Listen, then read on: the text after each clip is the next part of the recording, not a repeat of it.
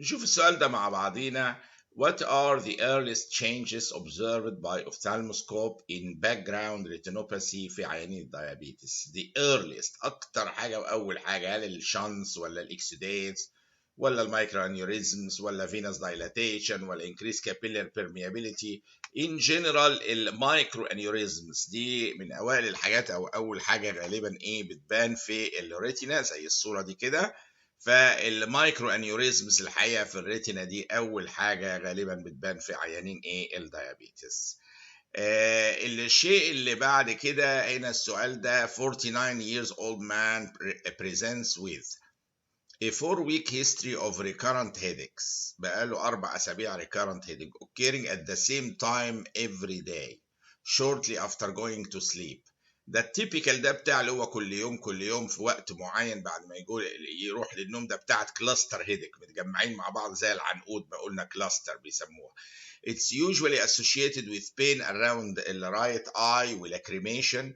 There is no aura، يعني بيقول لك انها مش ميجرين يعني عشان يساعد ده. And each episode lasts less than an hour. يعني تيبيكال بتاع الحالات الكلاستر هيدك اللي هو بيبقى العين محمريه وفيها تيرز لاكريميشن وهيدك شديد جدا بيجي بصوره ديلي في نفس الوقت من كل يوم. The headache is relieved by movement. What is the most، ده برضه بيحصل معاه. What is the most common cause of this form of headache؟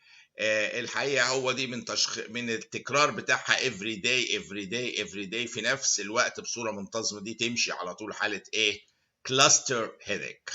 فاللي معاه اللاكريميشن بالمنظر ده والعين بتبقى محمرية، وده بيتعالج في الامرجنسي لو جه بيبقى سيفير جدا ببيور 100% اكسجين انهاليشن، افضل حاجه له في العلاج. العيان في قاعده بس في الهيدك حبيت اقولها، لو العيان جه قال لكم ان هو عنده الورست هيدك ان هيز لايف، فكروا في سب اراكنويد هيمورج. دي بس يعني من الحاجات اللي تتقال في السكه.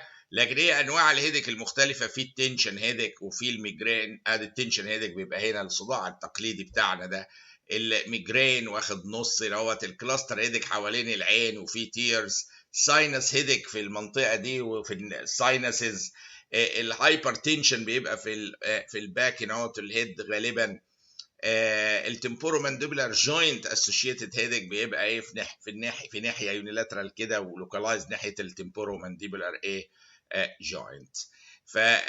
لكن في نهايه الامر العيان اللي عنده اللاكريميشن بيجي له كل يوم الاتاكس، وده تيبيكالي حاله كلاستر هيدك.